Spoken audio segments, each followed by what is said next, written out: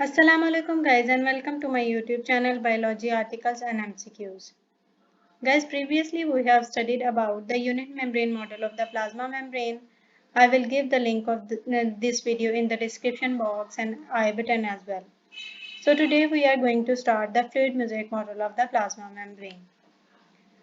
Guys, the modern technology has revealed that the lipid bilayer is not sandwiched between the two protein layers, and this was realized by the two scientists Singer and Nicholson in 1972, and hence they proposed this model that is called as fluid mosaic model.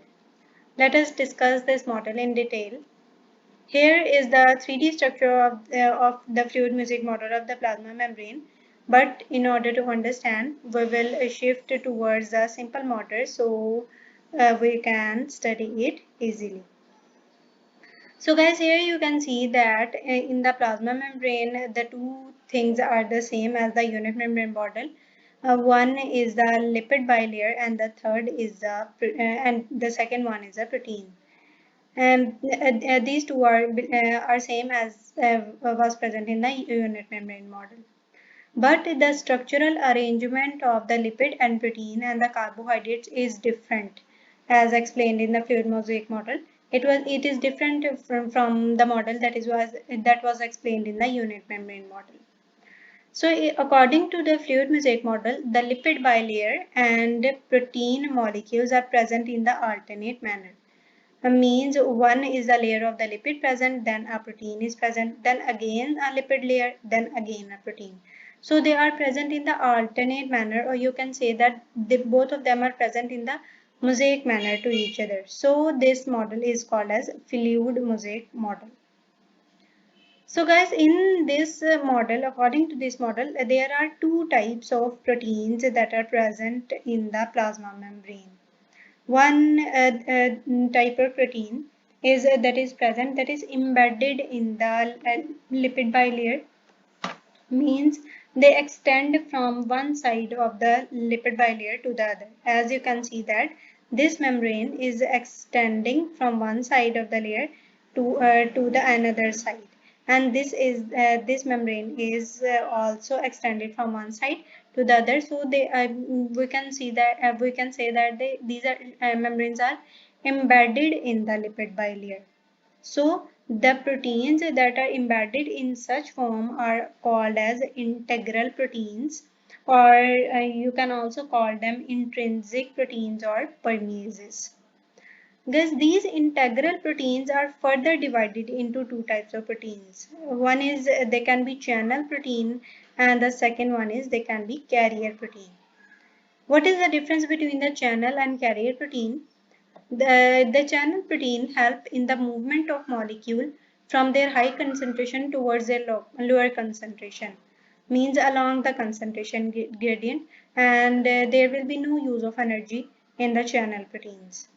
In comparison to the channel protein, the carrier protein will carry the molecules against the concentration gradients, means from the low concentration towards the high concentration. And as they are moving the things from the lower concentration towards the higher concentration, then it is understood that they will use energy that will in the form of ATP. So the first type of protein we studied here is integral proteins.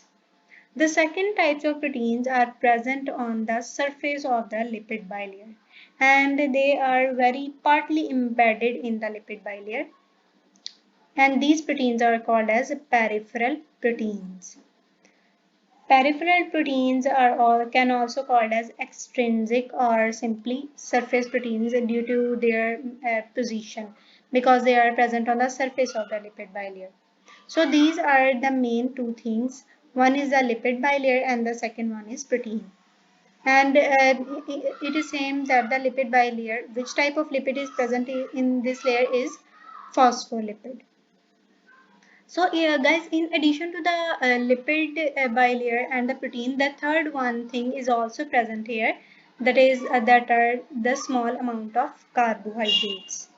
And guys, the carbohydrates can be attached to the protein, or they can be attached to the lipid layer. If these carbohydrates are attached to the proteins, then this is called as glycoproteins. And if the carbohydrates is attaching to the lipid surface, then this conjugated molecule will be called as glycolipid. Means the lipid and carbohydrate will be collectively called as glycolipid. And in case of lipid and protein, they will be collectively called as glycoprotein. And guys, these conjugated molecules, that is glycolipids and glycoproteins, participate in the structural building of the membrane. So this is the whole model that is called as fluid mosaic model. Because of the structural arrangement of the lipid and protein in the alternate manner, they are called as a fluid mosaic model. I hope you understand all the things about this layer, and if you like this video, don't forget to share this video with your friends. Thank you so much.